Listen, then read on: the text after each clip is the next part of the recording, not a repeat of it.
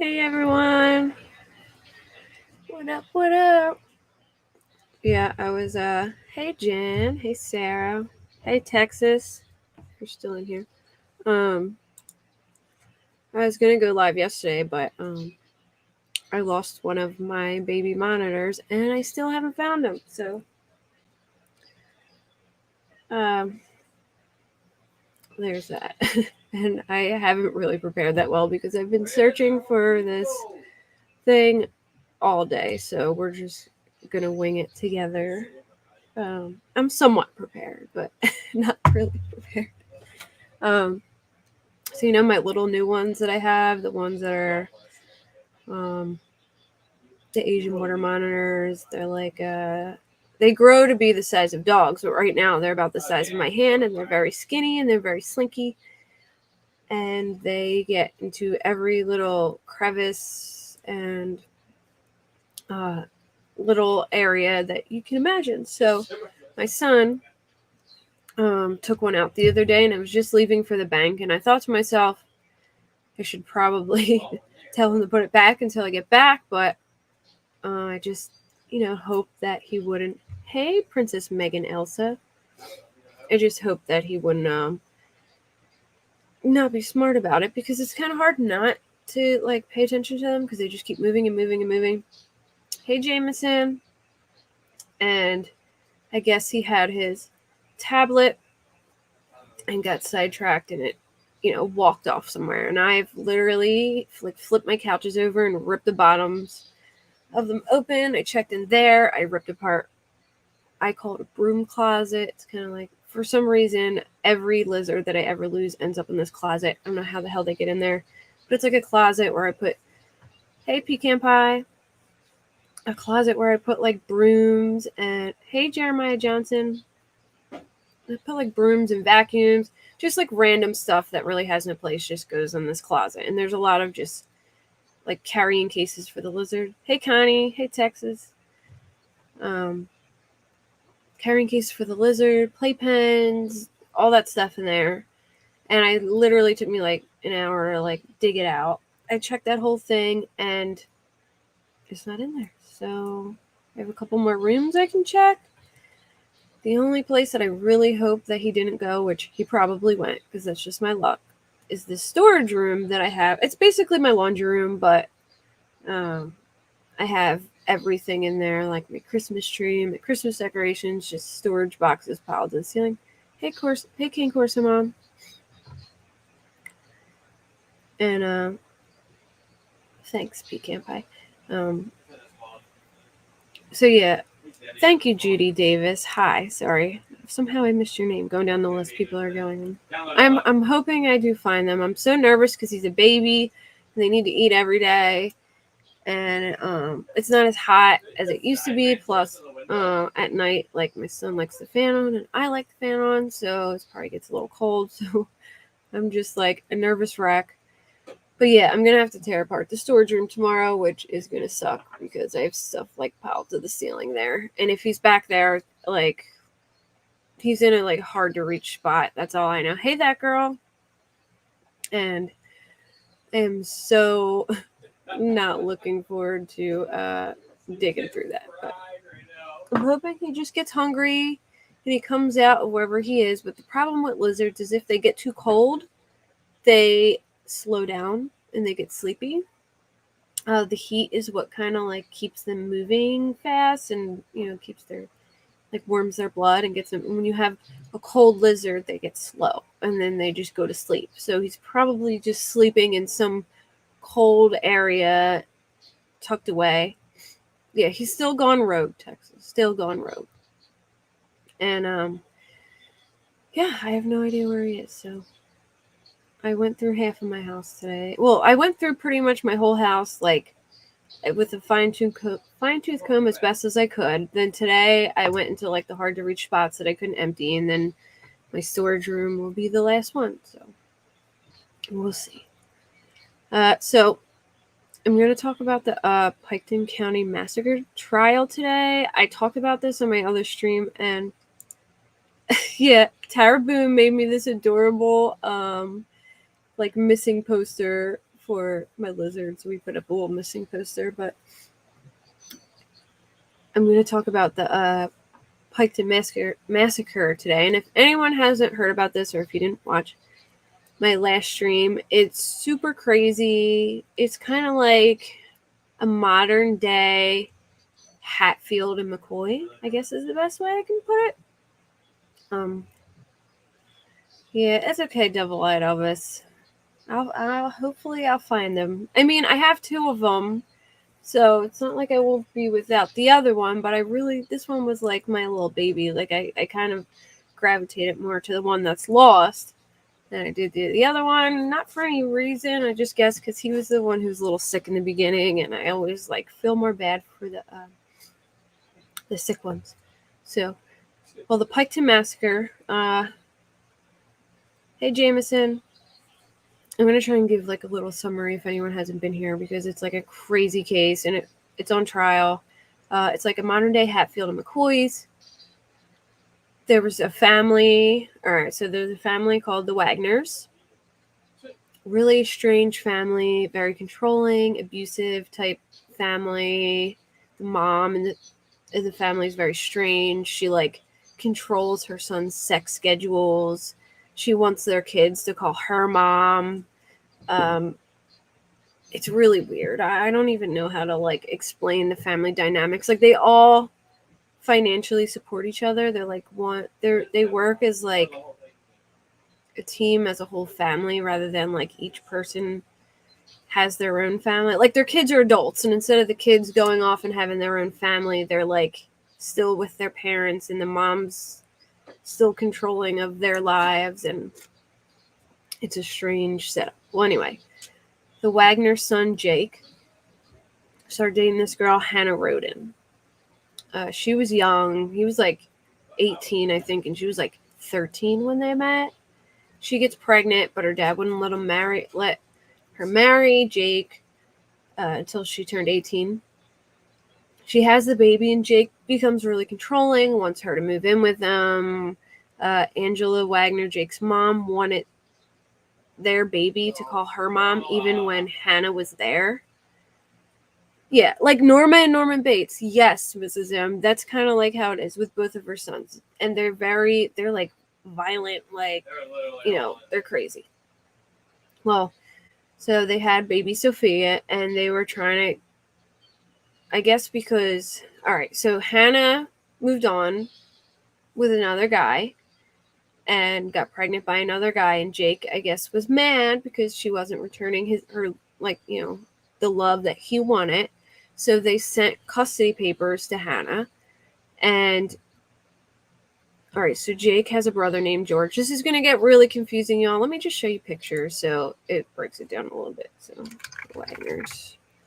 This is supposed to be just like a summary, but you kind of have to see the pictures to understand the summary because there's so many people involved. All right. That's a great comparison, though, like Norma and Norman Bates. Great. All right, so these are the Wagners. That's Angela, Jake, George, and Billy, I believe. Okay, so this one was the one who was dating Hannah. Let me find the Rodens. Just put like Roden victims.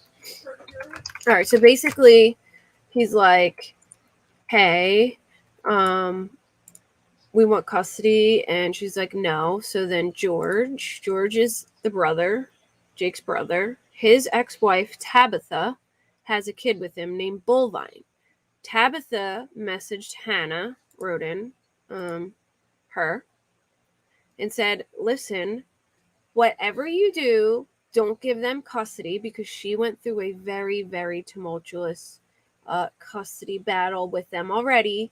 And then Hannah responded, over my dead body. Well, back to the Wagners. Crazy Angela, this one, had hacked into Hannah's Facebook accounts, and I believe was getting Hannah's messages on her phone so she could see what she was talking about. And literally, as that happened, Hannah texted Tabitha back and said, "Over my dead body." Like, they will get custody of Sophia. And then the mom had seen it and screenshotted it. And then, I believe it was around January, and the murders happened in April, they started planning on killing Hannah and her family. Like, the whole family. They were all in on it. All 4 of them. Not one of them said, this is a bad idea. You know what I mean? They were all down to do this. So, they killed all these people. So, Hannah is the girl that he had a baby with. This is Hannah's little brother, Chris. This is her other brother, older brother, Frankie. Frankie was engaged to a Hannah also, so her name is Hannah. This is Dana Roden, her mom. That's her dad, Christopher Roden. The dad's brother, Kenneth, and their cousin, Gary. I'm not sure which one's Kenneth and which one's Gary, but both of these, one of them's Gary and one of them's Kenneth. So basically, they killed the whole family. And their motive was that he was abusive to Hannah, and she had told most of the family that he was abusive, and they pretty much knew about it. But his girlfriend was killed or his fiance was killed because she was there. She was collateral damage.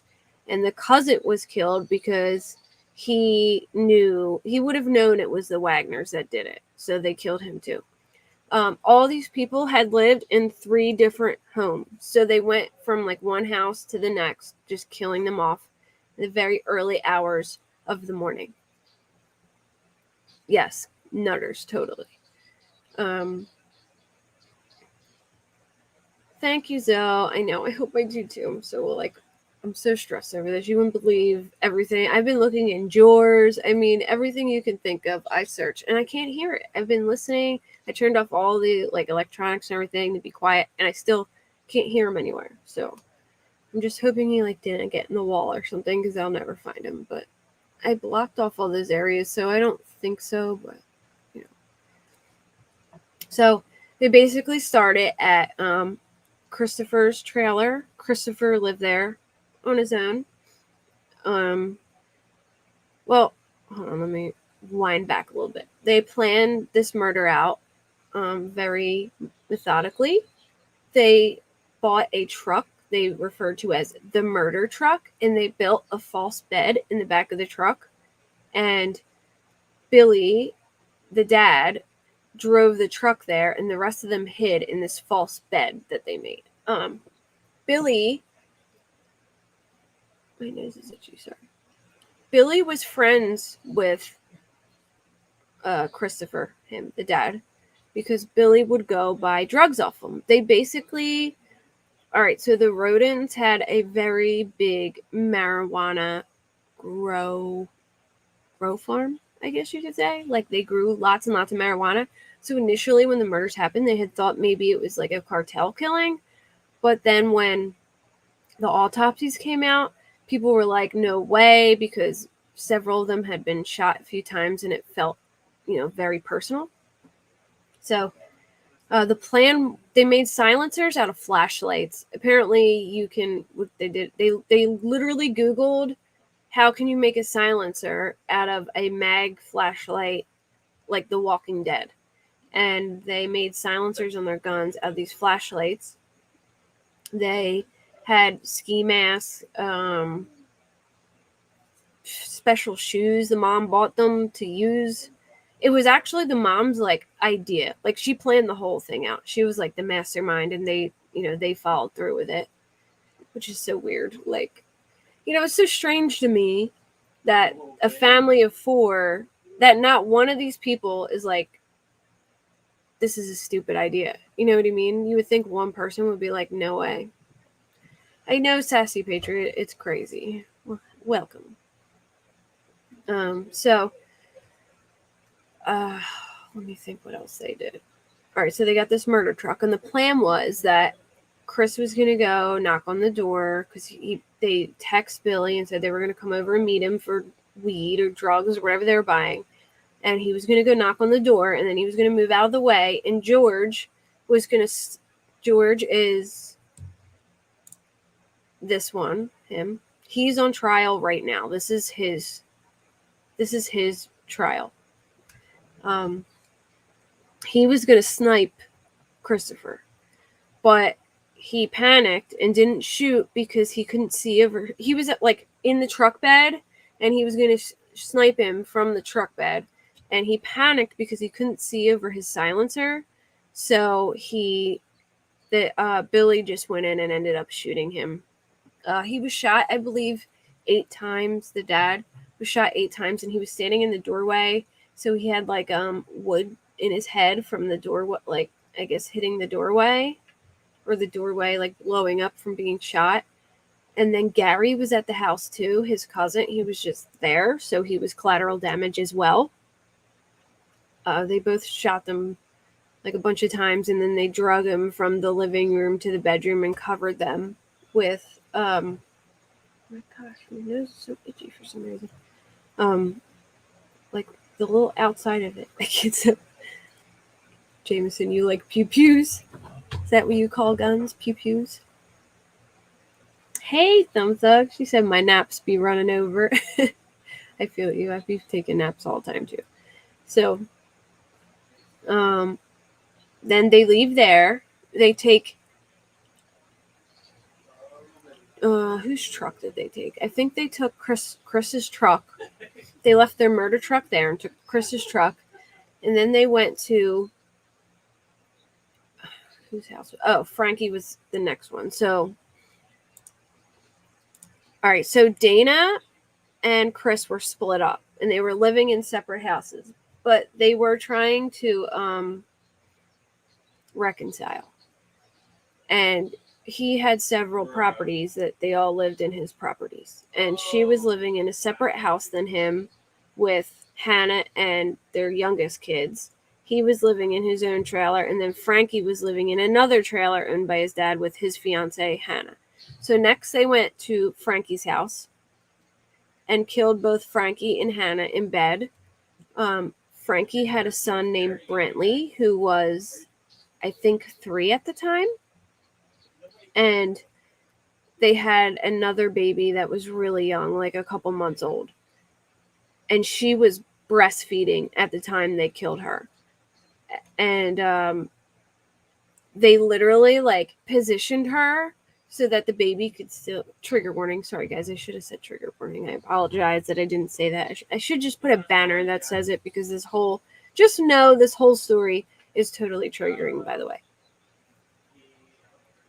I want a murder truck that sends the murder part, right? It sounds like some badass truck, but really it was an actual murder truck. But so they killed her, they killed him, and they left the kids. They didn't kill the kids. And then they moved on to Dana's house. Now, it had to be after 3:25 in the morning, because Dana had texted Chris at 3:25, but it went unanswered. So either it happened right after that, or he was he just didn't answer her. But she texted him after a shift. Hey, LFT, thanks for coming in here. It is crazy, isn't it? So sad. This case is just so insane to me. True crime equals trigger warnings. Yeah, just expect that you could be triggered in any true crime case. I'm sure everybody knows that, but I still like to say it just in case. So next they went to Dana's house. They killed Dana, and they covered her up with a blanket. And they killed Hannah, and they killed her brother. But I don't believe they covered her up. Now, Hannah just had a 5-day-old baby that was laying in bed with her. I think hers was 5 days old. They were both really young babies in bed with them when this happened. Yeah, so Sassy, basically, let me go back to these guys so I can explain it. Jake pled guilty and decided to talk, but his plea, his deal, was that if he talked, the rest of his family can avoid the death penalty. So he agreed to talk as long as his family can't get the death penalty. There's different versions of the story. They're pretty much manipulating the whole thing, basically. Like, Jake told one version, and now they're telling a different one. And it all depends on whose story you hear. Angela also pled guilty and admitted that she was like the mastermind. Their stories. They are trying to protect George and say that he didn't kill anyone. That it was just Billy and Jake, and that George hadn't done anything. But George also has a baby bovine, so that might be why he's doing it, because he has an actual kid. But I guess now they're trying to cover for him and say he didn't do anything. So initially they had so anyway, the next day, Angela's sister, Bobby Joe, she would come over all the time. She lived nearby. She would come and feed their dogs and stuff and help with the family. And she got her kid on the school bus and went over there right after. I think she got there around 7:49 a.m. So the murders happened between, we know now, like 3:30 and 7:49 a.m. Yeah, a whole lot of liars and killers in this family. So what is it called when one family decides to dig out a whole other family? I don't know.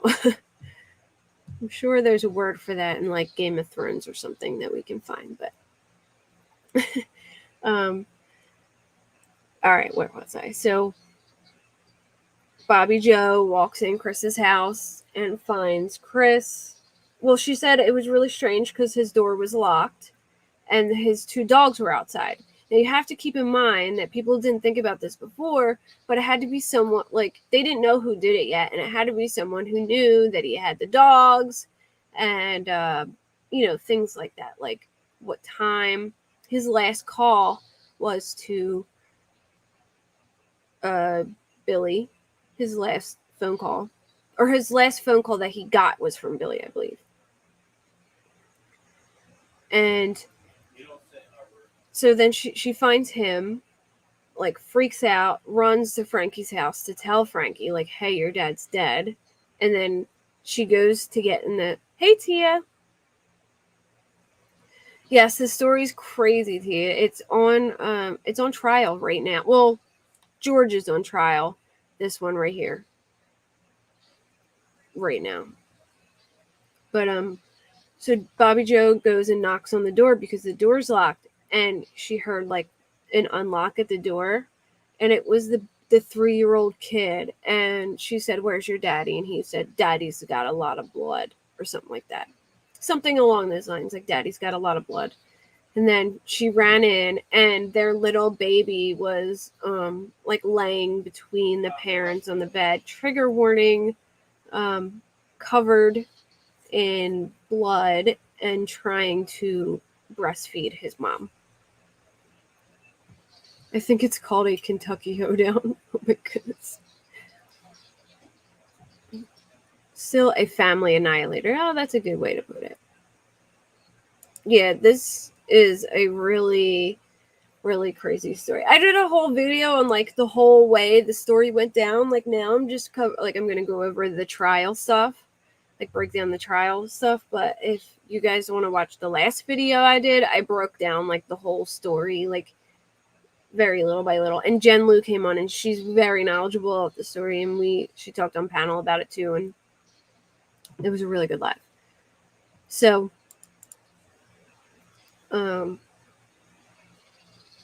yeah, so the little boy answered the door. How sad is that? Like, how sad.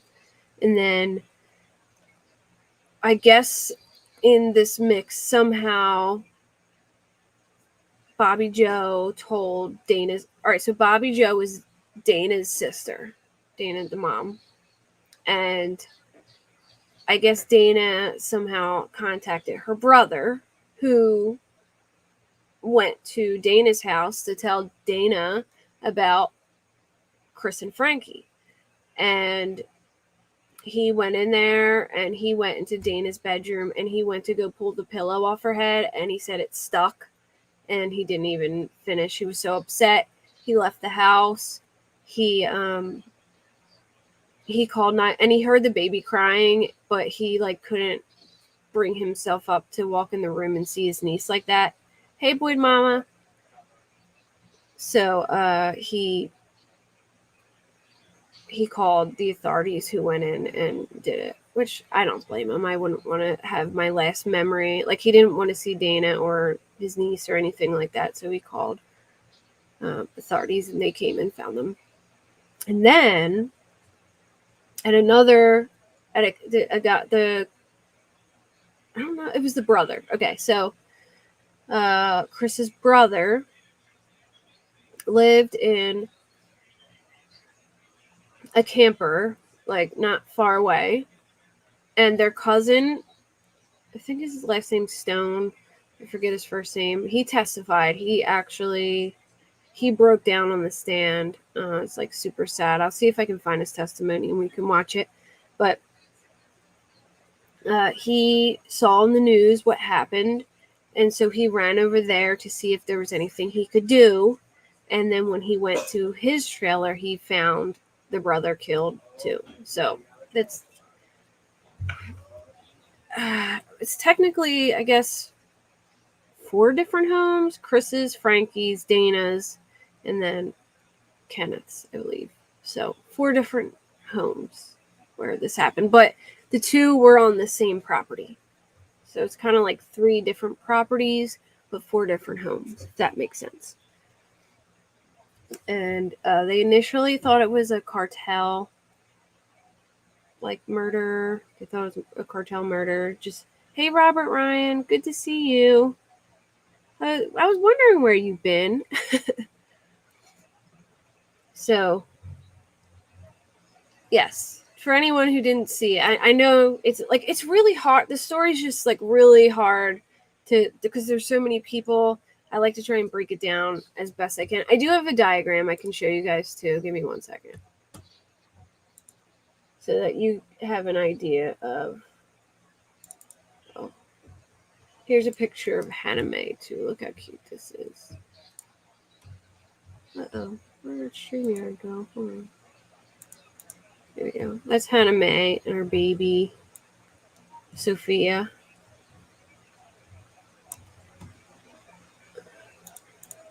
Oh, and you want to hear something even more wild? So last live, when I was talking about this, I was talking about Upchurch for a minute, just explaining like what was the drama going down. Hey, Nina Bina. And here, I think Big Al was on panel with me or something, and he was like, I remember this case from somewhere, and he was like, I think it was from Ryan Upchurch. And I'm like, get the hell out of here. Like, why would Ryan Upchurch know anything about this case? It's just like, totally on accident. Like, totally didn't mean this, I didn't mean to talk about both of them and there be a connection. But a month before, I think it was on March 5th, Ryan Upchurch did a show, in Columbus, Ohio. And Hannah and her boyfriend went to the show, and they took pictures with him, and he exchanged numbers with Hannah's boyfriend. And they asked him if he wanted to come ride 4-wheelers at his home, and he was going to go over there, but his tour manager told him that they didn't have time and that he couldn't go over there, so he didn't.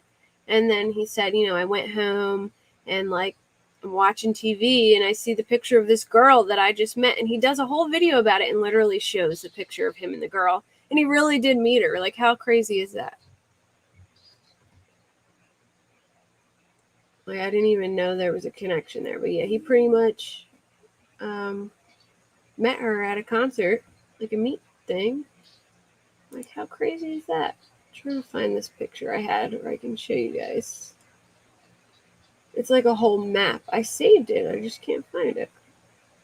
Documents, maybe? Mm-hmm. Save pictures? No. Why can't I find it? Oh, well, I can show you these. Oh, here we go. The family tree. Got it. I know. The 6 degrees of Ryan Bacon, right? Okay, so. Oh, and here's even more crazy.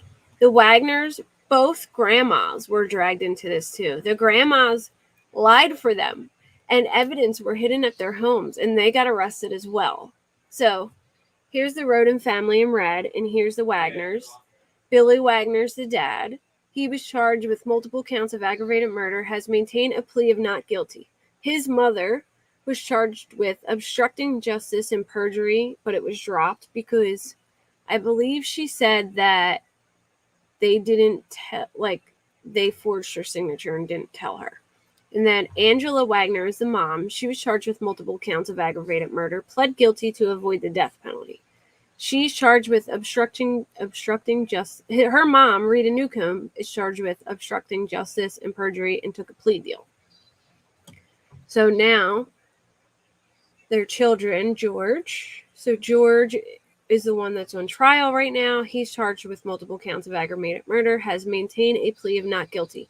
Here's the thing. They're trying to say George didn't actually physically kill anybody, but he was definitely in on the planning, and so is Angela. So they are definitely still being charged with, murder. Just, I don't know how. I don't know how, if theirs will be lesser than the other ones. But, hey, Megan. And then Jake is charged with multiple counts of aggravated murder, pled guilty to avoid the death penalty. So Jake also, he's the one who did it to take the death penalty off the table for his whole family. And then, 1 second. All right, so Jake and Hannah, these two, have a child, Sophia, and that's what this whole thing is over, custody over her, that they killed her whole family over this. And then Dana, the mom and dad, they were divorced, but they were reconciling. Gary is the cousin, and Kenneth is the brother. Gary was with Christopher the night he died, and Kenneth was killed because he would have known it was the Wagners. And then Hannah was killed. Christopher Roden Jr., he was the 16-year-old. He had just gotten his license. Frankie was her older brother, and his fiance was Hannah Gilly. So if that helps. I wish there was pictures for each one so you could see, but you could look up the victims and they'll show all of the... my eye. They'll show all the stuff. All right. There's more. I got some other pictures I can show you guys. So,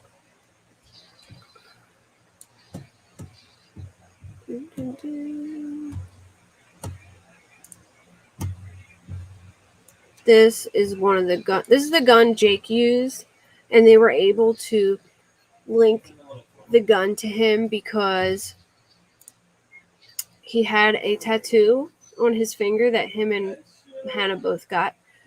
Oh, I'm gonna sneeze on. Maybe that. Sorry, my nose is ticklish and I feel like I'm gonna sneeze. All right, so it's hard to see, but you can see his tattoo right here in the picture. You probably can't see it, but his tattoo there. And they found the gun, I believe, either in a storage room or at the bottom of this water, I forget what the word they call it, but they have a water tank where they have it's not like a reservoir, and in something, or God darn it, I can't remember the name, but it's on a farm where they hold water in it. Well, anyway, it was found at the bottom of that, I believe. I wonder if it says it in the... All right, 2 images were located on Jake Wagner's iPhone backup. So he had images on his iPhone of this gun that they found. The one image shows the gun on carpet consistent with the carpet at 260 Peterson Road, and the second photo shows the gun in his hand with the ring tattoo. Additional photos of Jake's hand with a ring tattoo were located on the iPhone backup. The ring tattoo was observed by BCI agents during multiple interviews.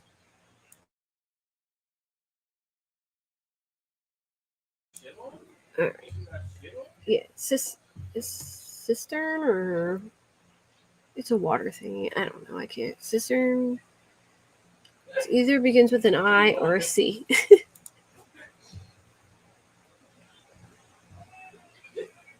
And let me see if I can find. I know I took a picture of the silencers. Hold on. This is one of the bedrooms. This was actually like the victims were in this picture, but they had cut it out. I'm pretty sure this is Frankie in Frankie's trailer, but I forget exactly. Hold on.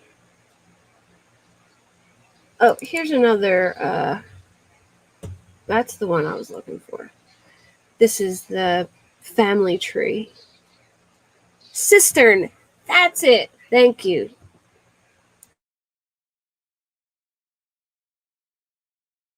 I was close. I was saying like scissor. I was close. All right, here is Chris's property. So this right here was Chris Rodin's trailer. And I think Frankie's was on the same property somewhere. They had a lot of stuff on there. I think they resold cars or something. They had all kinds of stuff on this property. Yeah, it was a pretty big stretch of property. He's a hell of a Googler. Here's, there's more too. This might be, let me see if this is the same. I think that's Frankie's trailer. One of these is Frankie's and one of these is Chris's. I think this is Frankie's because I'm pretty sure Chris's had like an awning over the top. And then here is like, okay, here we go. This is Chris's trailer right here. And this is Frankie's right here.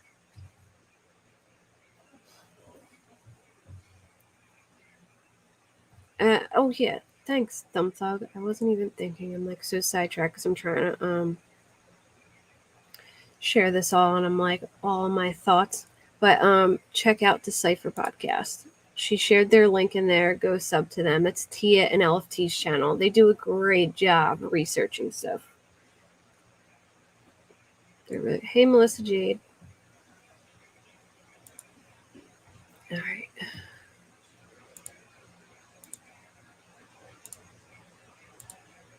All right, let me pull up my Twitter stuff. So they got some pretty good stuff.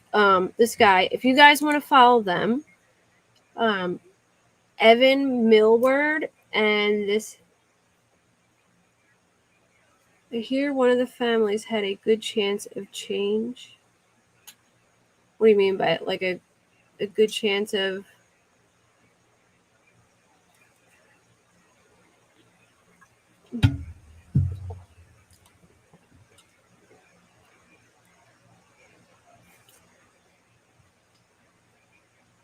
Break that down for me a little better because I'm not sure what you're asking. I need kid gloves. Wait, who? Oh, hey, Johnny. Sorry, I feel like I'm missing people. I swear sometimes. Oh, there he is. Hey, Johnny. Johnny has a channel too. You guys can check out his channel. Who else? Is anyone else have? Oh, and New Zealand Mysteries. She has a channel too. Can somebody get New Zealand Mysteries channel link?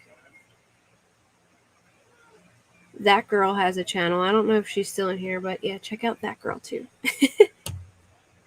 Sorry, I shouldn't have been announcing channels, but I'm like so into explaining this. Break it down Barney style. Yes, I need like actually, you know what's kind of funny? I had this stupid, I think it was from Barney, this stupid song. It was like, I haven't heard it like since I was a kid, but it was like, how does it go? Frogs. Something about frogs on a log and they were eating delicious bugs. One jumped in the pool where it was nice and cool. Now 3 green speckled frogs. I don't know why I think somebody showed me a picture of it was Jameson showed me a picture of this little itty bitty frog the other day, and ever since she showed me that frog, I've had this song stuck in my head. It's from Barney, I'm pretty sure. Thank you, guys. All right, so this is, they're showing the crime on the first day, or opening statements. I'm going to try and go day by day so we can we can go through each day of the trial. So the first day was like opening statements, and they showed the properties. So now on the properties, they pretty much, so what the police did was they just basically took the trailers and just took the whole trailer with them, all three of them, I guess, to keep everything intact. No, Tia, I haven't captured my lizard yet. I'm so upset. Like, it breaks my heart that I haven't captured this damn lizard. He's very small, like the size of my hand, and he's very slinky and very skinny, and he's a baby, so he likes to climb and everything. And oh, what did you say, Mrs. M? It's okay if you get ahead of the convo. You're loud.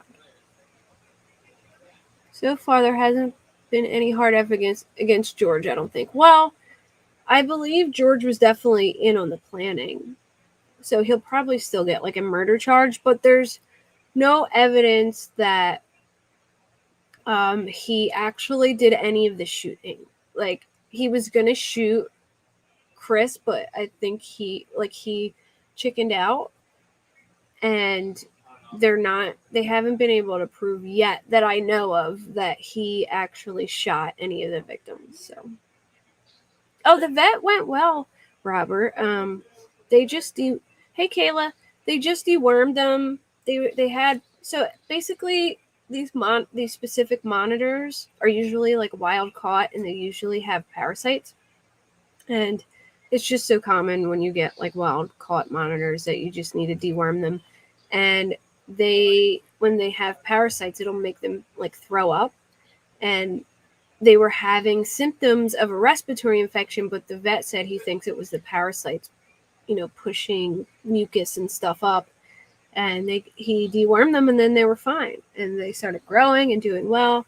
And then, of course, my 7-year-old takes him out, and he's missing now. So say a prayer. We need to get that missing poster out. Yeah. Say a prayer that he just comes out of whatever hiding spot that he's in, and I'll find him. Hey, Kristen.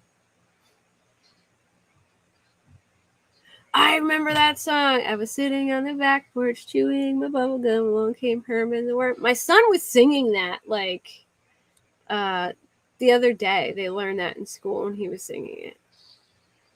But the song I was singing was like, three green speckled frogs sitting on their favorite log, eating the most delicious bugs. Yum, yum. One jumped into the pool.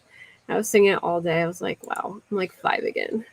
So this is the property. It looks so different now because everything's off of it, but this is where Union Hill Road, there are 2 crime scenes here in 2016. This location has trailers where Chris Roden Sr. and Gary Roden lived, and then Frankie and Hannah Hazel lived. So that was the 2 that were on the same property that I talked about. And you can still see a poster on this barn with the 8 victims' photos on it, asking for help finding their killers. Right there. This is where Frankie Roden and Hannah Hazel Gilly lived. They were engaged. The trailer has been moved as evidence. Yeah, see, that was their porch. Oh, the horned lizards are so cute. They're the ones that eat the little ants.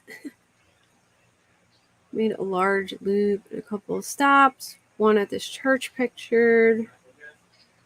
The bus did not stop on the road where Ken Roden was found. So I guess the jurors got taken around the town to see everything up close.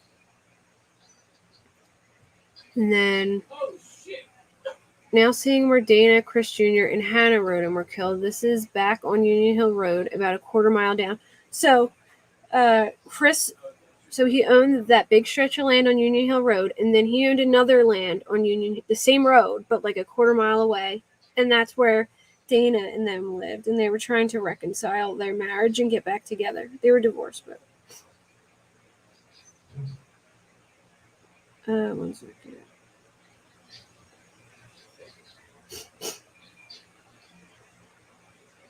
Sorry, 1 second. Okay. And then, so this is Dana, Chris Jr., and Hannah. This is where they lived.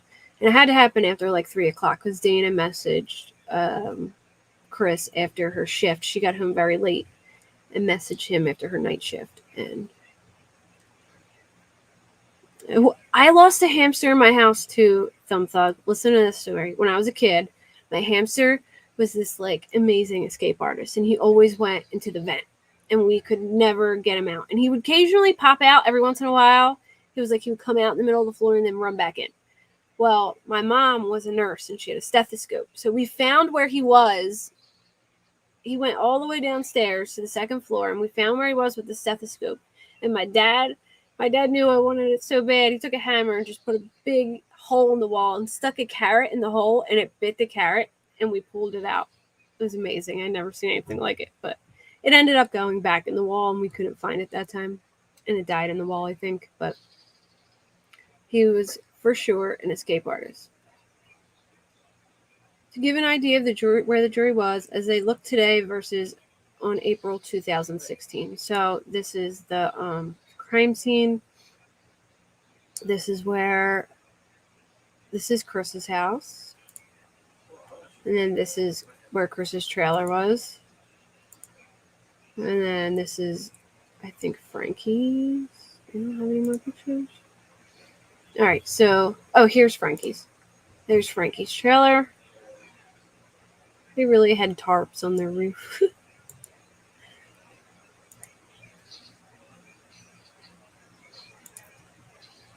All right. George also saw the property where Dana Roden lived with their son Chris Jr. and Hannah Mae. Her newborn was found with them alive. Yeah, the newborn was only like 5 days old. And they just like left them in bed. And they were both breastfeeding when they were killed. It was like really strange. It appeared that they were, unless they like set it up to look that way, but it appeared that they were like both breastfeeding when they were killed, which is odd to me because it was in the middle of the night. Like, what are the odds that they both were breastfeeding at the same time in the middle of the night? But because I believe Hannah was found on her side with like her breast hanging out of her nightgown.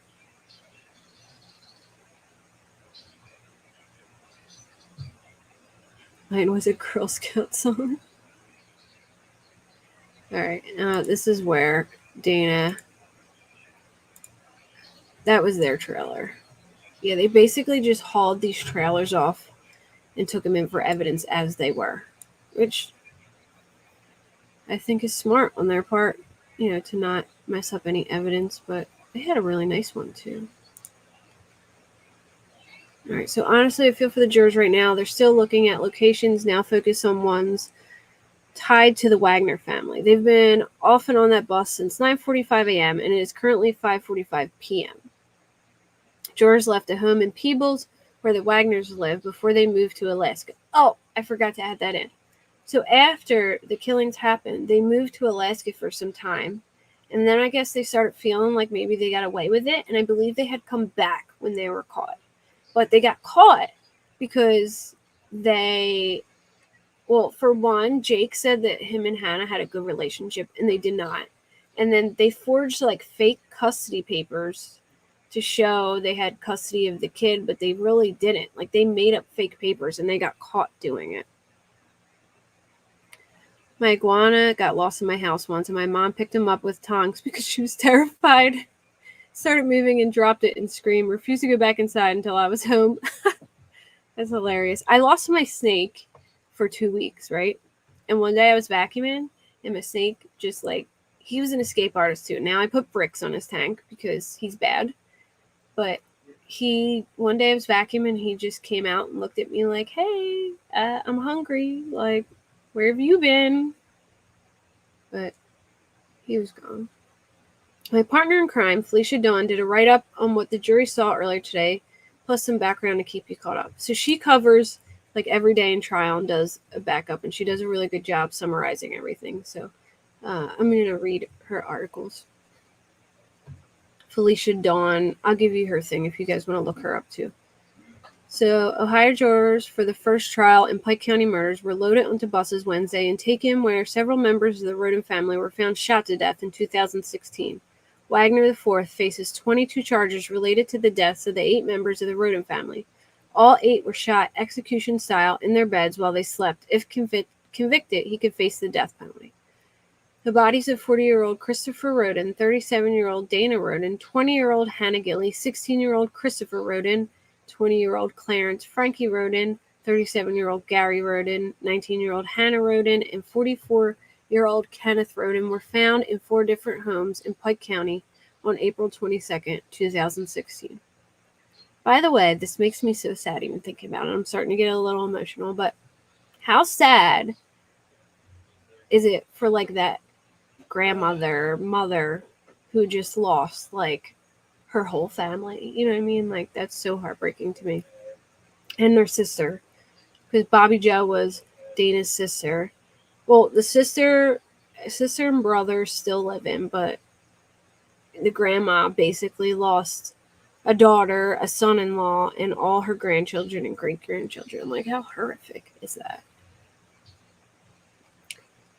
Now, where the mobile homes once stood, there are only empty fields spotted with barns, small buildings, cars, and the porches that once attached to the homes lived in by the Rodens. The trailers themselves were boarded up and towed from the properties on Union Hill Road and Left Fork Road weeks after the shootings to protect the evidence until a trial could be held. First jurors were taken to Union Hill Road to a spot where Chris Roden and his cousin Gary lived. While the trailer they lived in has been removed, a barn still stands on the site, bearing a poster with the photos of victims asking, "Do you know who murdered us?" The scene was first discovered the morning of April 22nd, 2016 by Dana's mother. It's Dana's sister, not mother, Bobby Jo Manley.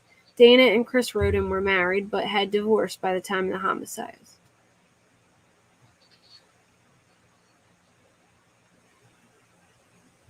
Yeah, I was definitely emotional looking into it too. Yeah, both sides of the family lost everyone, really. Yeah, it's a shame. It really is. Like, I can't even imagine, and then having to like have a funeral for your whole family. Like, that's that's a lot. From there, jurors walked up a path just a few hundred feet away to the property next door where Frankie Roden and Hannah Gilley lived together. The pair were engaged to be married. This was the second scene discovered. Manley rushed over after finding her brother-in-law and his cousin dead in the first home. Frankie's 3-year-old child opened the door for her, and instead she found Hannah and Frankie dead, their 6-month-old baby still lying unharmed in bed with them. After that, jurors were driven to the site where Kenneth Roden was found dead, miles away on Left Fork Road. Kenneth was the final victim to be found after a man called 911 at 1:26 p.m. and told the dispatcher he walked in calling out for Kenneth, his cousin, before finding him shot to death. The camper in which Kenneth lived has also been towed away to preserve evidence. The jury did not tour the scene on foot. They remained on the bus and viewed it from the road. Finally, jurors were doubled back to Union Hill Road up the street from the other 2 scenes. A large red barn still stands on the property owned by Dana, Chris Roden, and Hannah Roden, near where the home they were found dead inside used to be located. So that's theirs. Jurors were also taken to a large property in Camp Creek Township to see where some members of the Wagner family lived for years. Prosecutors and investigators have alleged since the arrest of the Wagner family that the murders came down to a custody battle over a then-toddler Hannah Roden had with Jake Wagner, which was baby Sophia. Also charged with the murders were George's brother, Jake Wagner, his mother, Angela Wagner, and his father, Billy Wagner. Jake pleaded guilty to 8 counts of aggravated murder and several additional charges in April 2021. Angela pleaded guilty in September 2021 to charges of conspiracy, aggravated burglary, tampering with evidence, forgery, unauthorized use of a property, and unlawful possession of a dangerous ordinance. Both agree to testify in any trials of their family members in exchange for the death penalty to be dropped against all 4 Wagners. George and Billy Wagner have both maintained their pleas of not guilty. Wednesday's tours were just the first 2 days of the The 9 women and 3 men of the jury will undergo a trip to important scenes of the case. On Thursday, they will visit more sites related to the Wagner family and the trailers lodged in impound in which the Roden family lived and were found shot to death. Opening statements from the defense and prosecution are scheduled to begin September 6th. So I will go to the opening statements now.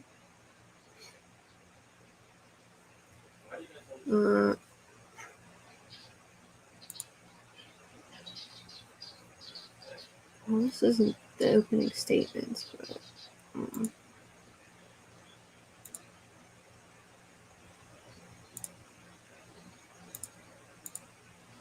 right. So this trial is set to begin September 12th.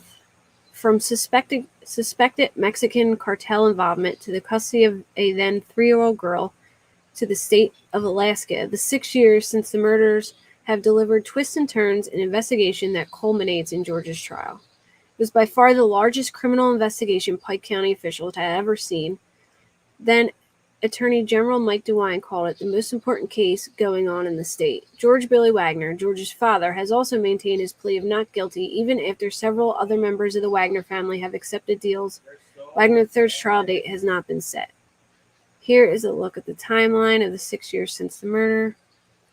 So they were found on April 22nd, and they were all within a 10-minute drive.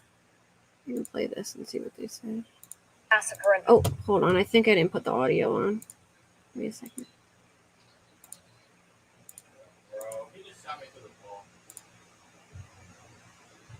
Yeah, it almost does seem too crazy to be true, to be honest. Like, hey, how-to man.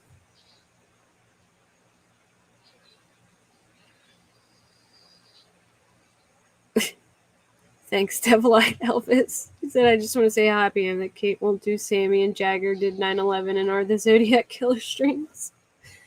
I try not to go into all that stuff. I try and keep it pretty, I look, I know people aren't going to agree with this, but I even went hard for Barry Morphew, who everyone thinks is guilty. I couldn't, there wasn't anything for me to say that he did it. Like, I need some really solid evidence to start, The only, I will say, I am rocking Superman. I will say that the only cases that I've ever followed where I was like immediately like they did it was Vallow and Letitia Stout. The rest, I am very cynical until I have enough evidence. I'll be like, I will look for every excuse for it not to be some kind of like criminal thing, Oh, well, yeah. I mean, New Zealand Mysteries, it's really hard to give a quick recap on this case just because, you know what, Kayla, I don't know about Stephen Avery. Like, I watched like the first season of it. I should probably go watch back and watch the rest, but like based on the first season of it, I wasn't convinced that he did anything, but I haven't watched like the rest of it, so I'll have to watch the rest of it and get back to you on that. But yeah, people hate it that I wasn't saying I thought Barry was innocent. I was just saying like there really wasn't any evidence from, like, I'm glad that he didn't go to trial because I feel like their evidence was bullcrap. And the more the motions came out, the more it unveiled that the stuff they acted like was really good evidence was shit evidence, just in my opinion. But yeah, Kayla, I will definitely give you my thoughts on that when I'll watch I Am People. Yes. She hated my opinion of it. She is that people. But that's how cynical I am, that like I don't like to go like wild speculating about people if there's not really a lot that I can say. Pike County, we've been telling you about all day. Just moments ago, Ohio Attorney General Mike DeWine said an 8th shooting victim had been found. That shooting scene is near the border with Adams County. Police are investigating at least 3 different locations on or near Union Hill Road, which is northeast of Peebles. Chopper 9 was over the area at noon today as the investigation was underway. At least 2 of the victims, we're told, are juveniles, and at least 7 of those victims are believed to be members of the same family. That is according to comments by Attorney General Mike DeWine. He made those to 700 WLW. It is not known if the gunman is among the dead. Not on Your Side has crews on the scene gathering information, and we will continue to bring you updates on air on WCPO.com and our mobile app, plus live coverage from Pike County beginning on the Now Cincinnati today at 4 o'clock. We'll see you then.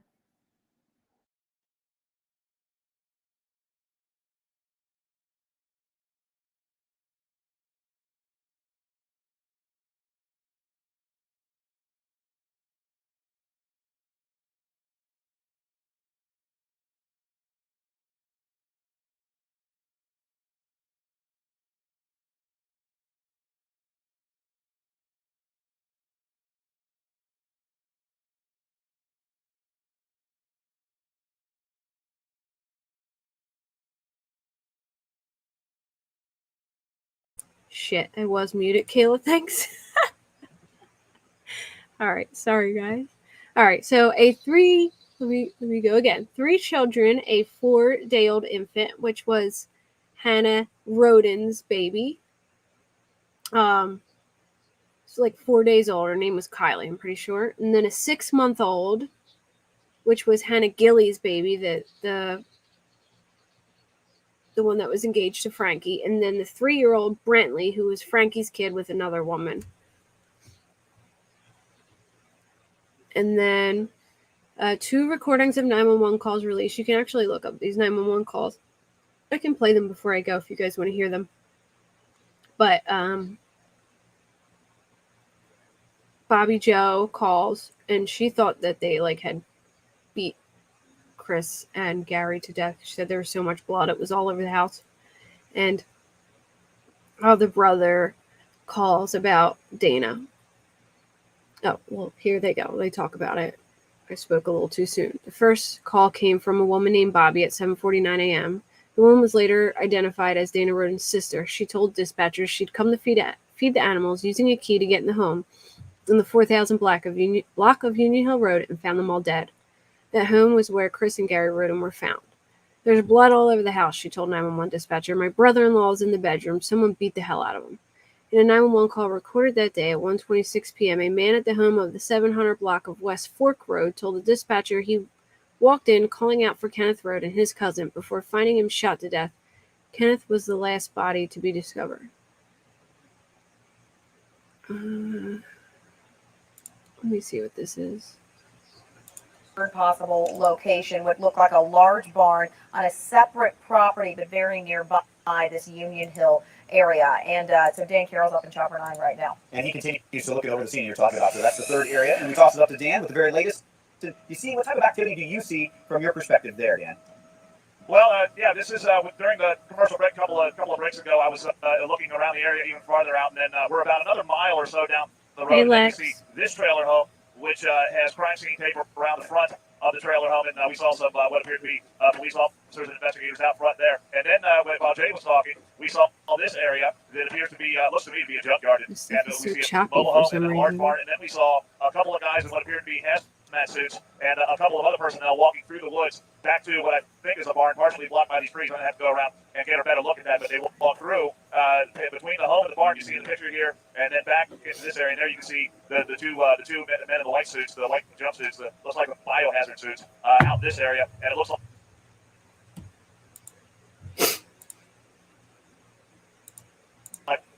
they may appear to be entering another structure on this piece of property. So earlier, when we were talking about the possibility of 3 different crime scenes, I think we've figured out now exactly what they were talking about. We saw the one home earlier where the majority of the police officers and investigators are gathered. Then about a mile down the road, there's another mobile home and then a second mobile home. And this mobile home is in front of a junkyard. And now it appears they are looking into another building that is on this property. It looks like, to me, to be another barn that they're looking at least checking out the perimeter right now, and maybe preparing to go into that building to find some additional evidence. So we were talking about that earlier, about how widespread this crime scene is, and now that we've had a better chance to get a look at it, we can tell you that is exactly the case, that this is spread out what appears to me to be over about a mile or a mile and a half. Okay. While searching the family properties, officials discovered 3 marijuana grow operations that DeWine called sophisticated. So, yeah. Okay, Texas. This happened 2 hours from you, Boy Mama? No way. You've never heard of this? Yeah, it was in Pike County. Or Piketon. It was in Piketon, and I think it's in Pike County. Oh yeah, definitely a lot of forensics. And so today, the lady who does the autopsies, which I definitely recommend watching, she explained everything so well. She had to do 8 autopsies, and she split it. She did the women first, and then the men, and then she did Chris the last because he had so many gunshot wounds. Hey, Parker. Yeah, she had so many gunshot wounds, or he had so many gunshot wounds. She did him last, but she does a great explanation of just like how everything works when you die and what your body does, and she was really good. Definitely check that. If it doesn't go too long, I can play them, or we can just do a whole another live where I can, play some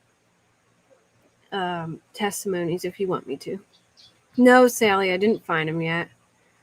Oh, Parker, it's a great case. I mean, it's a horrible case to like hear about, but I'm saying like wise, like information wise, there's just so much, and it's just so bizarre. Like literally a whole family killed a whole family, and you would think out of 4 people who killed the other family that one person would think it's a bad idea, but they were all down. It was pretty popular when it had come out. Like I remember hearing about it. I just didn't like deep dive into it until like this month. Like I remember the basics of it, just that it was like a family that killed another family over a custody dispute. But I didn't know like all the details that went into the planning and all the victims' names and stuff like that. So it's super interesting. So they had 3 very sophisticated grow operations. The sites were spread across 3 or 4 locations where the rodent family members were found shot to death, leading investigators to initially wonder where the execution-style killings were drug-motivated or connected to rival drug cartels in the area. At the time, DeWine said the sites and number of plants investigators found indicated a professional operation was underway on the rodents' properties.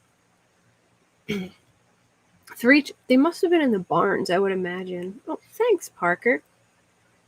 Yes, Parker has a channel too, guys. Check out Positively Parker. She has a great channel, and I love her channel because she does so many cases where there's like not a lot of attention on them, and she covers them, and she's really, really good at like research and putting the information out there. She has a really good channel, and she's hilarious.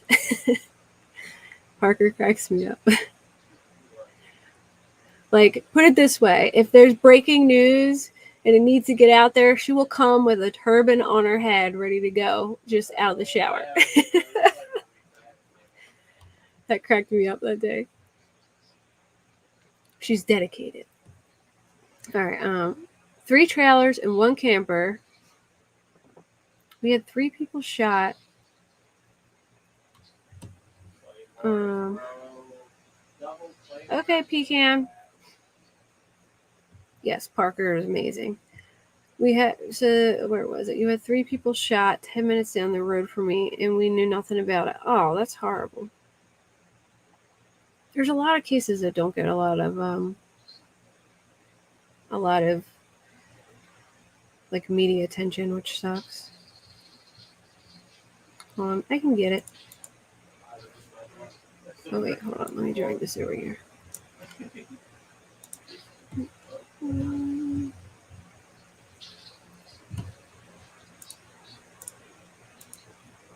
I didn't play this one yet. Is this just another crime scene one?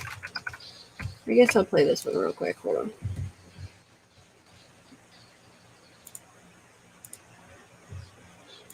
Killed execution style are on the move tonight. 3 mobile homes are gone from that scene, and right now crews are trying to figure out how to move a house. Julie O'Neill has more on the breaking developments from Pike County. Julie?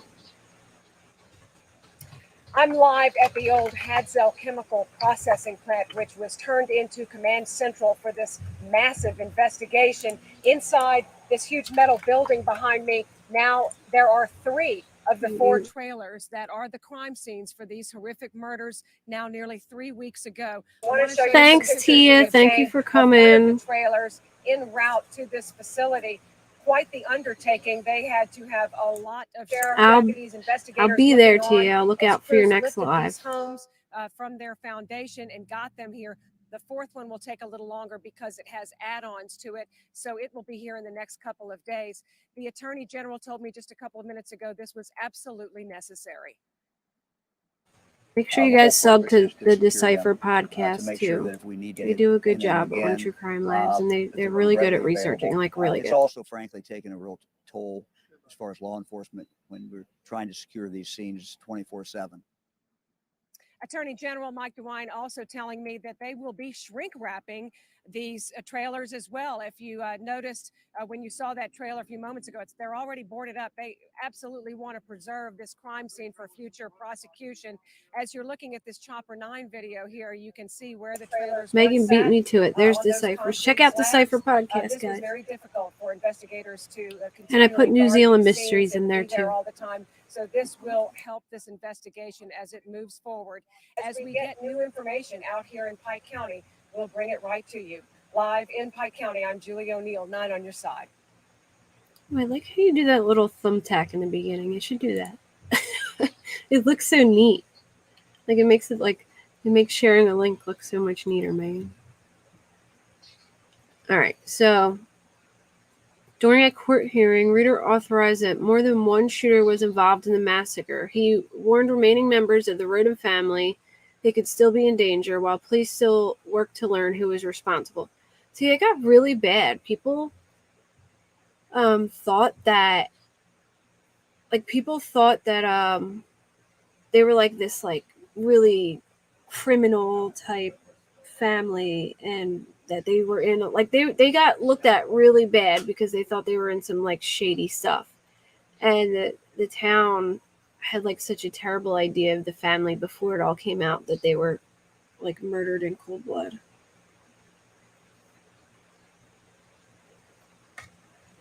All right. Reader revealed he believes it's likely the killers were local. So this is in October 2016. So this is a couple months later. Reader, he was the sheriff. He revealed that he believes it's likely the killers were local and not a cartel-style execution related to drugs found on the property, as previously suspected. DeWine said he believed the killers had to be familiar with the land around the properties as well as the properties themselves. This was the first time law enforcement indicated they were looking in directions other than cartel possibilities. Let me see how long this is, if it's not long. 5 minutes. I'll speed it up. From the crime scene, we're here because the trailers where the murders happened are stored inside this building. Half a mile. My daughter's on the right. Leonard Manley hasn't seen his daughter, Dana Roden, since the spring. Every she's done. Memories are all that's left on Union Hill Road where her home once stood. What happened here haunts the entire county. On April 22nd, Leonard's other daughter called 911 just after dawn. She made the gruesome discovery inside of a trailer that sat here, a mile and a half from her sister Dana's house. She didn't know Dana was dead too. Someone wiped out an entire Thanks for coming, New Zealand Mysteries. Guys, make sure you sub to New Zealand Mysteries too. She has a great channel. And my thoughts and prayers go out to everyone. The only lives spared, 3 babies, the youngest just a few days old. 4 crime scenes spread out along the southwestern edge of Pike County.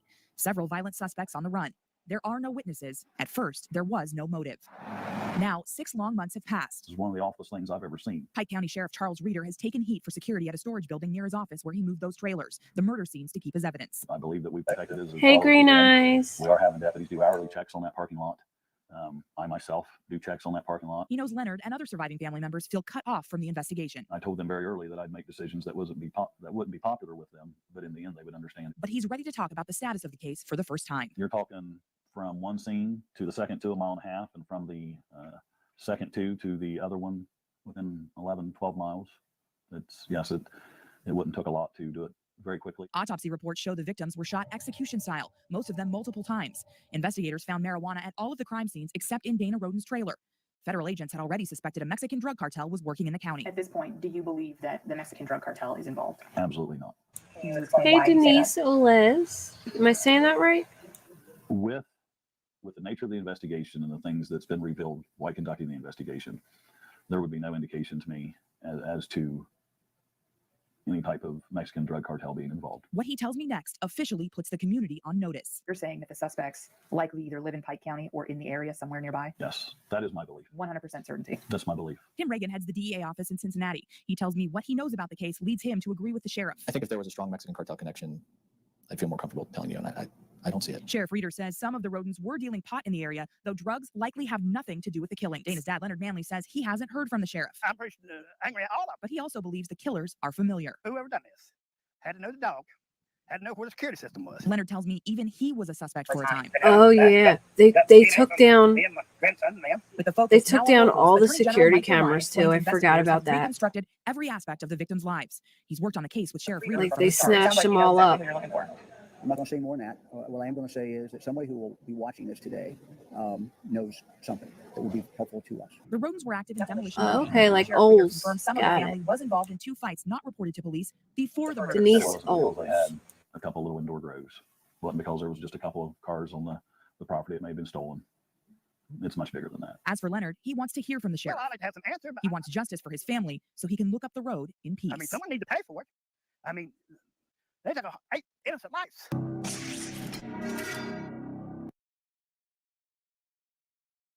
So yeah, the killers knew where every security camera was around the house, and they literally snatched all the security cameras off. And they put the dogs outside.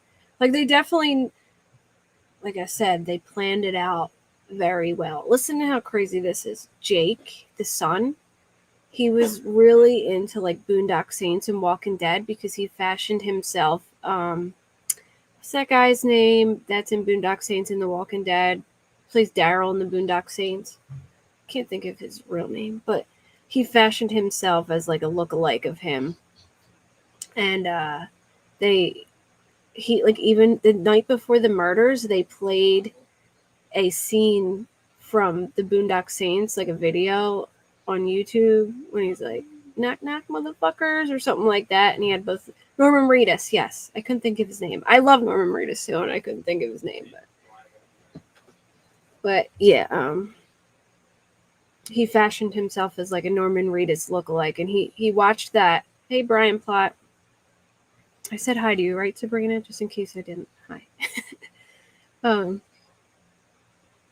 Like there's a scene in Boondock Saints where the guy comes in and is like, hello, motherfucker, or knock knock motherfuckers, or something like that. Excuse my language. And I guess they played that like before they went to go murder them, maybe to like hype them up.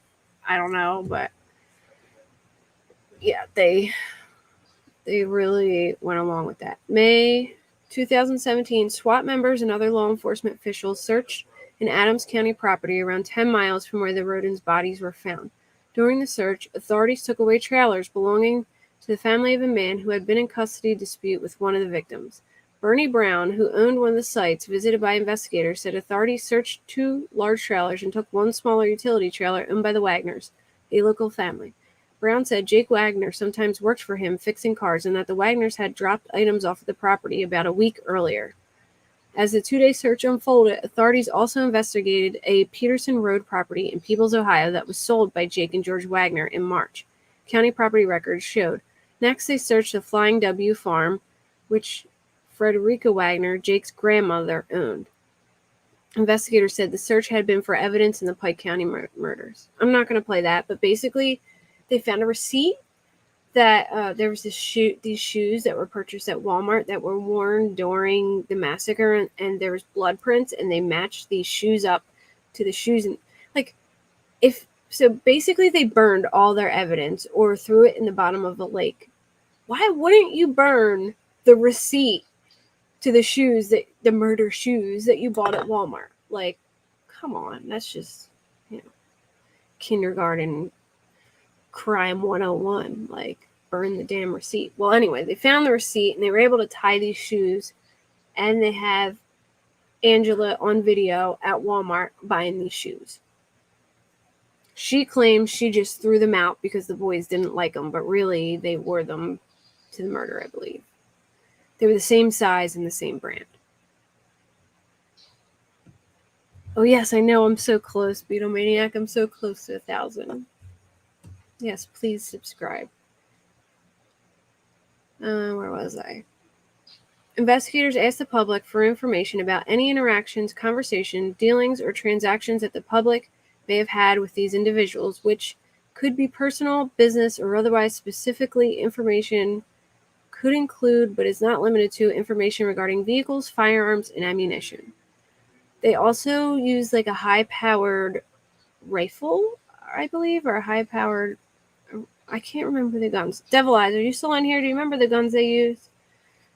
The one I showed, which we were all confused about. And then they used a high-powered rifle. And then there was another one, Devil Eyes. And Texas, they're my gun experts if they're in here. I need their opinion. Oh, where was I? So then they found some of the guns were actually used as like weights to hold evidence down in a pond at the Flying V Ranch, which they found. They found burned silencers to the guns. They found all kinds of stuff.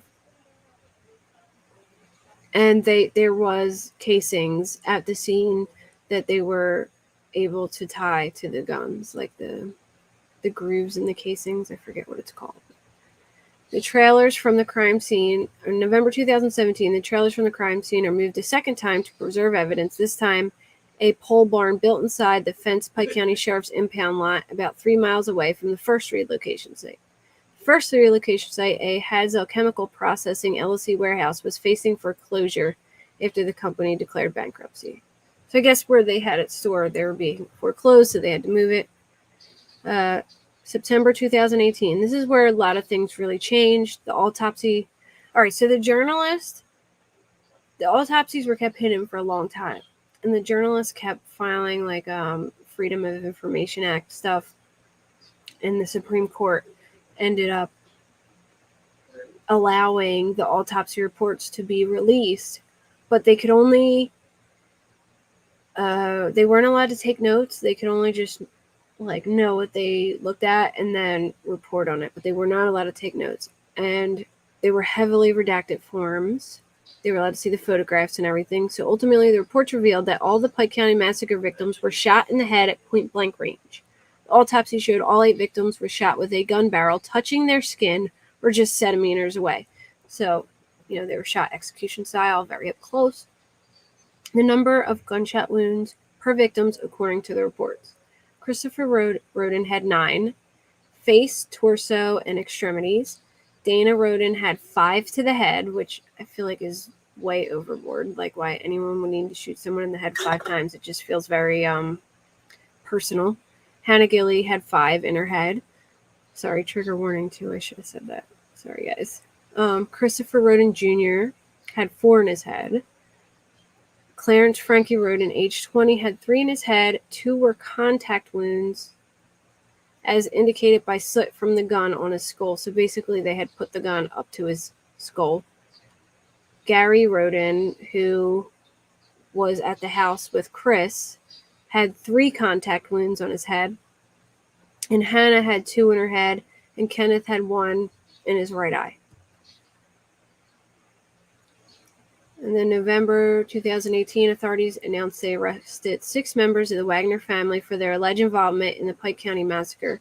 Statements show that 4 members of the Wagner family, George Billy Wagner, Angela Wagner, George Wagner, and Edward Jake Wagner, were charged with multiple counts of aggravated murder. Rita Newcomb, who is Angela's mother, and Frederica Wagner, who is Billy Wagner's mother, were charged with obstructing justice and perjury. Authorities announced they would seek the death penalty for all 4 family members charged with murder. DeWine said he believed the massacre of the Roden family, the youngest of which was just 16 years old, came down to a custody battle over a toddler. Officials say evidence showed that Billy, Angela, George, and Jake developed an elaborate plan to kill the Rodens. DeWine said the Wagners studied the Rodens' habits and routines and knew the layouts of their homes. They literally studied them from January to April, and they knew everything, the layout of their homes, like what time they got back from their shifts, the dogs, where all the cameras were on the property, which I'm sure the dad went over there to buy drugs, and then he was able to look and see where all the cameras were. They knew the layout of the homes. Authorities allege the Wagners bought ammunition, a magazine clip, brass catchers, and a bug detector to prepare for the crimes. They also bought, the thing, like the phone things that jam the phone. So if anyone tries to call 911, they can't. They bought like a phone jammer so that they couldn't call for help. The family also studied counter surveillance devices in the properties, including pets, tampered with phones, cameras, and parts of the home security system. The family also alleged constructed a homemade silencer that was used in the shootings. In addition to murder charges, members of the family were also charged with forging custody documents. George Wagner entered a plea of not guilty on November 28, 2018. To all 22 counts he faces, he is being held without bond pending his criminal trial, which is now. Billy Wagner entered a plea of not guilty to all 22 charges he faces in December. His trial date has not been set. Like his son George, he has been held without bond since his arrest. On June 19, 2019, the state dropped charges against Frederica, Billy Wagner's mother. Frederica denied any involvement in the crime and pleaded not guilty to the obstruction and perjury charges she faced. Prosecutors said she lied to investigators and the grand jury after 2 bulletproof vests were found in her home.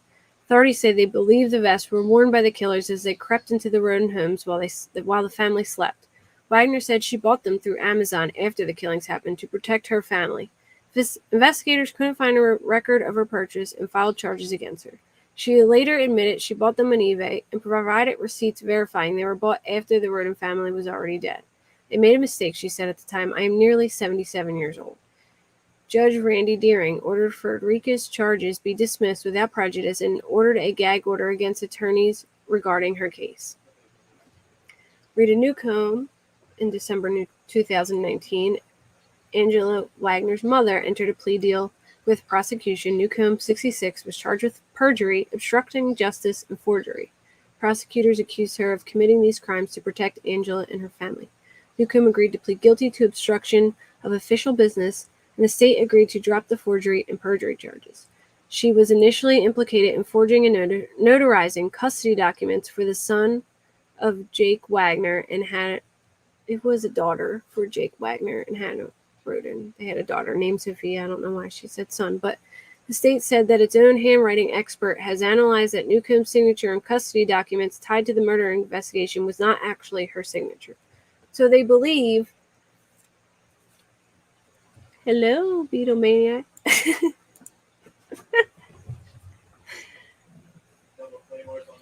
Where was I? She was initially implicated in forging and notarizing custody documents. Oh, I read that. Hold on. So I think it was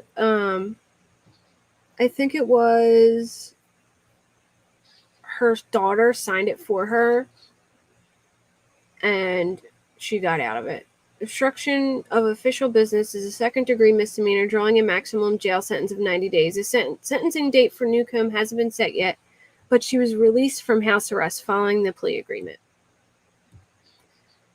March 2021, Reeder, who's the sheriff, sat at the helm of Pike County Massacre investigation for years, is sentenced to 3 years in prison after he pleaded guilty to theft in office and tampering with evidence. Yeah, there's a lot of weird corruption in the law enforcement there too. I think I'll have to go back and look, but there was all kinds of weird things going on in the police department. 2 felony counts of theft in office where the property of services stolen was between $1,000 and $7,500. 2 felony counts of tampering with evidence. The evidence included bags of cash in amounts of $7,621. 1 misdemeanor count of conflict of interest, including his office using his office to secure a 2013 Nissan Versa. Okay, April 2021. I think this is when Jake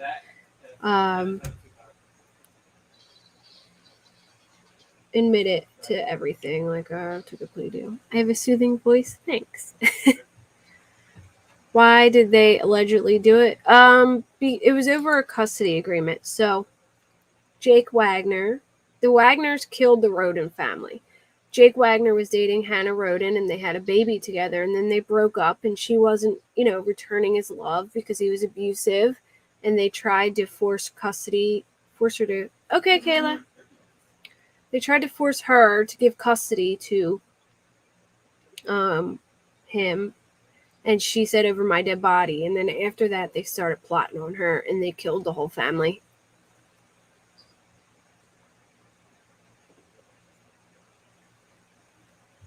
I thought of you this morning while eating kids' cereal.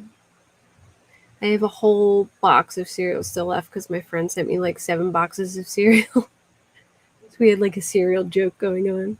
I still haven't even eaten all of it. Let me see. He pled. So Jake, the family member at the center of the custody battle, prosecutor said was the motive for the massacre, pleaded guilty to 8 counts of aggravated murder and the killings of his former girlfriend Hannah and other 7 members of her family. It's not anticipated that you will ever be released from prison, Judge Randy Deering told Wagner in his plea hearing. Do you understand that? He said, I do, Your Honor. I wish they explained what... These are all his charges, if you guys can see them. Felony conspiracy, aggravated burglary, unlawful possession of a dangerous ordinance, tampering with evidence, forgery, unauthorized use of property, interception of wire and oral communications, obstruction of justice, engaging in pattern of corrupt activity, unlawful sexual conduct with a minor, Hannah Mae Roden, who was 13 when their relationship began. He was 18. You're welcome, Brian. I did a whole... if you like, after this video is done, Brian, you can scroll back and you can see I talk about everything.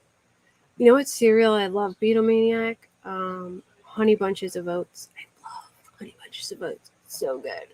Like, I could just eat that all the time. I can even put it in like yogurt and eat it. This is kind of a long thing, so I'm going to try and summarize it for everybody so that I don't have to read it all. So they had a baby together. He began to pressure her over custody. Wagner threatened, chased, and strangled Hannah, threatening to kill her and put her body where it would never be found. They drew up custody documents that she refused to sign, and she wrote in one Facebook message, I'll never sign papers ever. They will have to kill me first. And that's when the Wagners started plotting. They hacked into her Facebook accounts, and they saw her messages because they had hacked into her account and seen everything that she put. In September of 2021, Angela, Jake, and George's mother and Billy's wife pleaded guilty to aggravated burglary, tampering with evidence, forgery, unauthorized use of property, and unlawful possession of a dangerous ordinance. In her guilty plea, prosecutors agreed to drop 8 charges of aggravated murder and recommend 30 years in prison with no chance of early release. Angela got that? She has not been officially sentenced yet. Angela was the mastermind. The mom, she was the mastermind. She plotted everything, which is kind of shocking to me because I kind of feel like she should get a really tough charge because it was her idea, you know?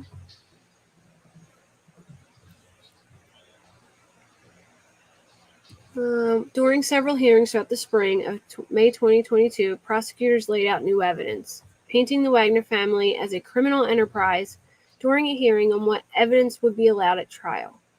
The prosecutor said the family allegedly took a vote to commit the murders and set up a fake drug deal as an ambush. So they literally voted on it. Like, that's how crazy it was. Special prosecutor Angela Canepa said Billy set up a fake drug deal meeting with Chris Roden at his Union Hill property, but it was an ambush. Chris Sr. expected to see Billy Wagner that night. He did not know Jake and George were present and hidden in the car, in the false bed that they made. They made a false bed on the truck, and they were hiding in this false bed of the murder truck, and they jumped out to ambush them. I wish they had a picture of the murder truck, but they burned it, I think, so I don't know if they have it, but I would really love to see how they did that. Okay, Sarah, hi, she's back.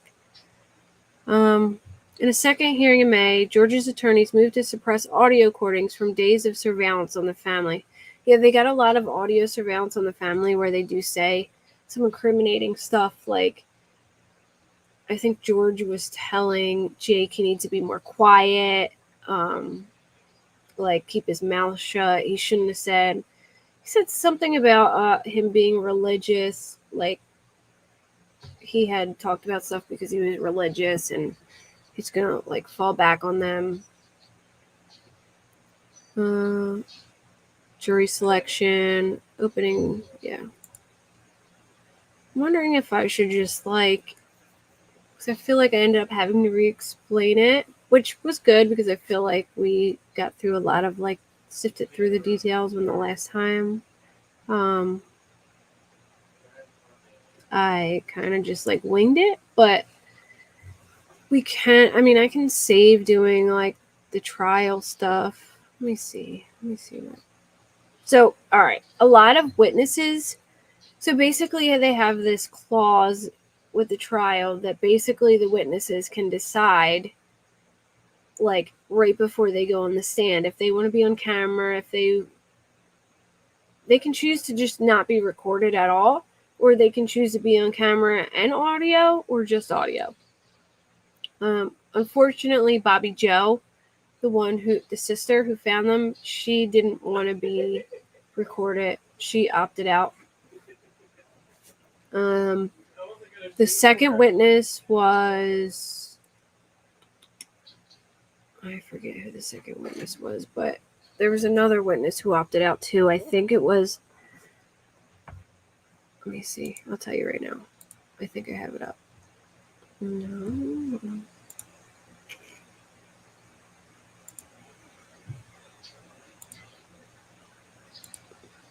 Maybe I went out of it. Well, there was another witness, and I can't remember who it was. Basically, they opted out. They didn't want to talk. And then here's. I walked up and saw. Okay, here's a witness statement. I'll read one of them. We'll do one witness statement, and then maybe next show we can go through all the days in trial, and I can read the.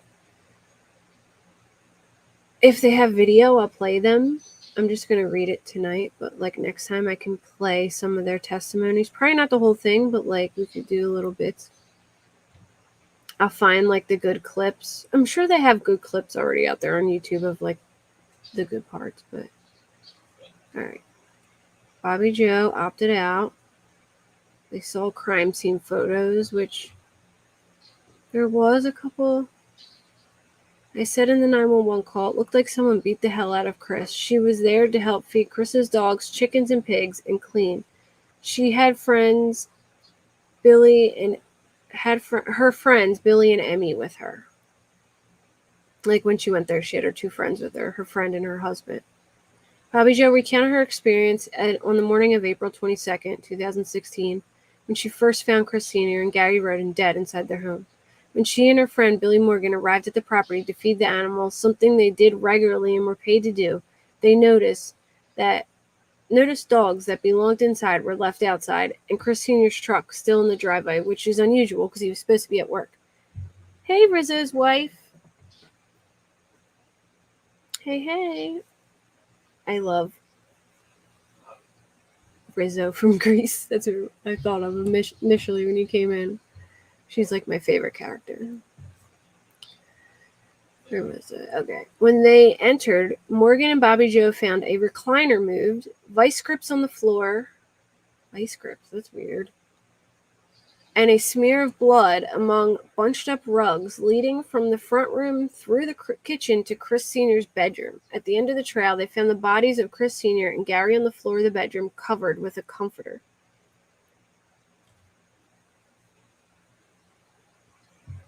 From there, Bobby Joe called 911 from the properties on Union Hill Road, telling dispatch she found them all dead. There's blood all over the house, she told 911 dispatcher. My brother-in-law's in the bedroom. Someone beat the hell out of him. After discovering her ex-brother-in-law and his cousin dead, she said she raced to the next-door home of Frankie and Hannah Hazel to notify them. When she arrived, Frankie's 3-year-old son opened the door for her. Prosecutor said during the opening statements, the boy told Bobby Joe, Daddy has a lot of blood. How sad. In their bedroom, Bobby Joe said she discovered Frankie and Hannah Hazel dead.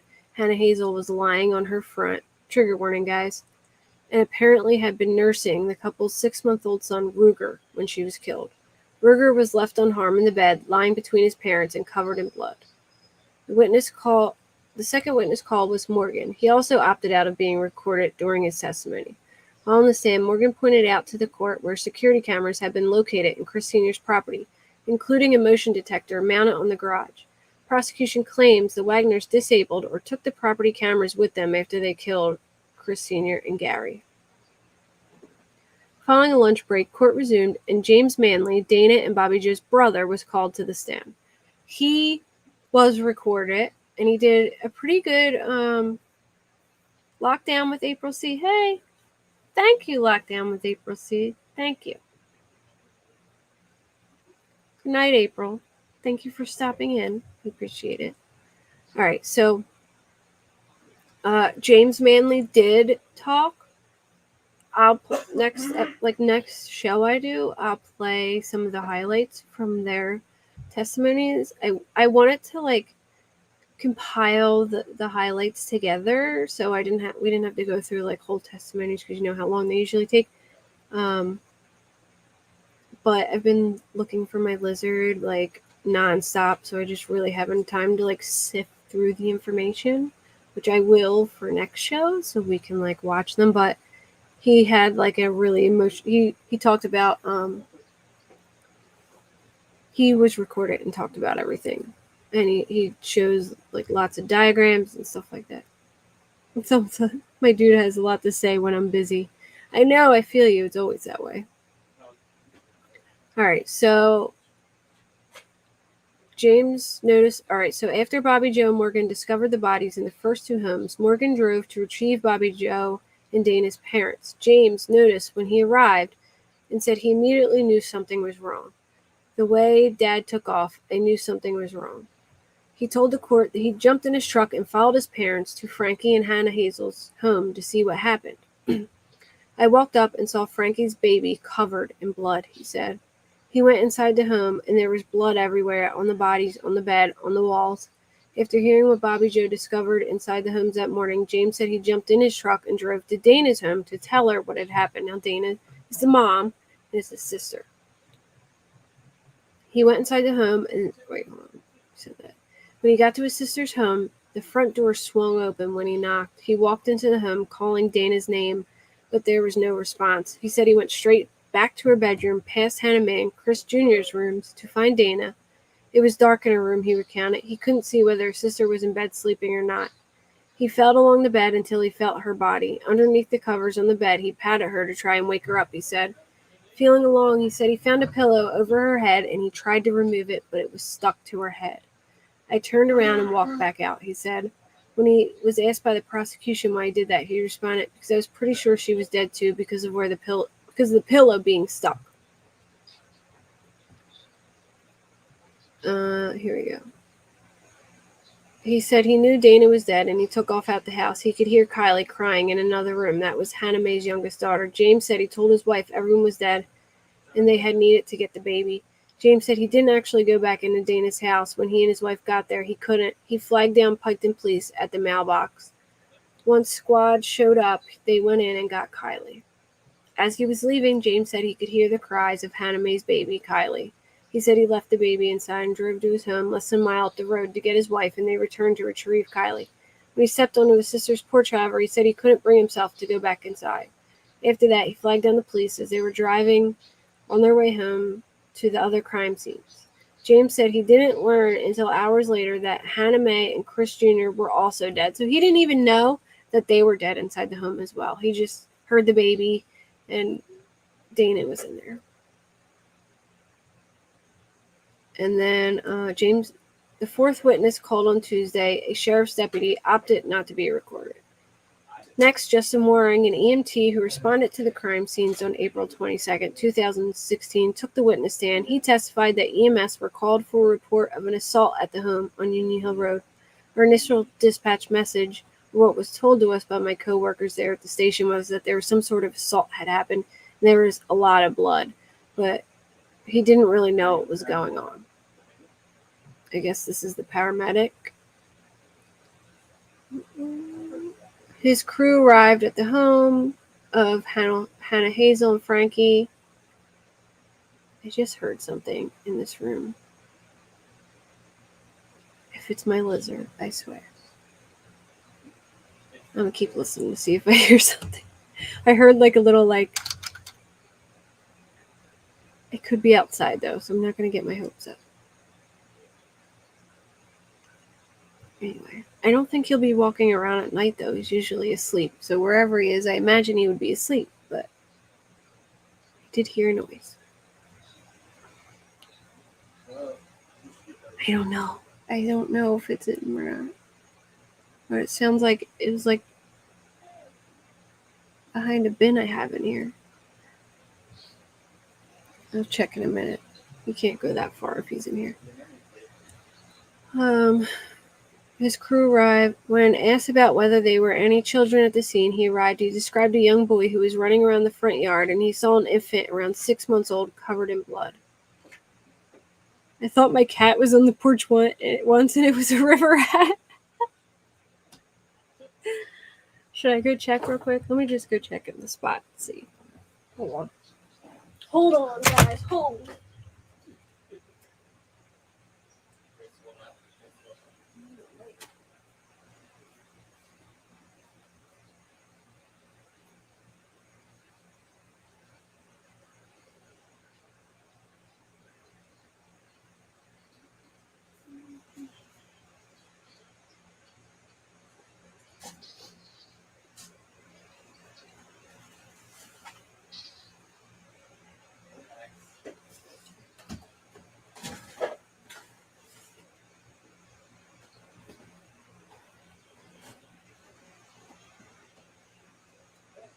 Maybe I'm crazy. It's probably outside. I'm hearing all the noises. Alright. It's not him. No, I didn't find it. I just wanted to check before I waited too long. He's not there. Unless I heard, I thought I heard it in a different spot. I got excited. I don't think he'll be running around right now because it's late and he's usually curled up in a ball somewhere sleeping. So he's probably sleeping somewhere right now. I don't know where that came from, but any noise I have to check out. It was weird. So this morning, me and my son kept hearing scratching, right? And I'm like, is that in the wall? I'm putting my ear up to it and I'm scratching the wall and then I hear scratching. And then he starts laughing. He's like, it's Hulk in his tank moving around. But I swear, I don't know if it was Hulk. And now I'm worried he's in the wall. But we were fighting over it on whether. He's like, I need to go to school, Mom. We need to leave. I'm like, no, I hear a noise. Wait. You're about to be late. All right, where it was. We checked on the child to make sure he was not injured. During our assessment, we determined that blood was not from any injury he had. The baby's diaper was saturated with blood. Police and family gathered on the front lawn, then told him the people inside were dead. He said he asked to go inside to check for certain and was escorted into Hannah Hazel and Frankie's bedroom. I walked into the room enough where I could have a clear view of them both on the bed. He said it was pretty obvious due to the amount of blood in the bed, the fact that I observed them for a minute or two and couldn't see them breathing, that they were deceased. And that's that day. All right, so I'm going to end it here. But next live, I will compile all the video testimonies, which I was going to try and do today. But I was just going to wing it and find them. But it's probably better that I wait for next time. And I will siphon them out, find all the highlights, so we don't have to watch the whole thing, just all the important parts. And we'll watch the testimonies and any new updates we'll do. I know it's pretty much like, a repeat of the other one, but there was more info this time and different pictures. So, and the people who didn't see the last one got this one too. So, at least now most people have seen the story, and I can talk about the trial next time, so it'll work out good.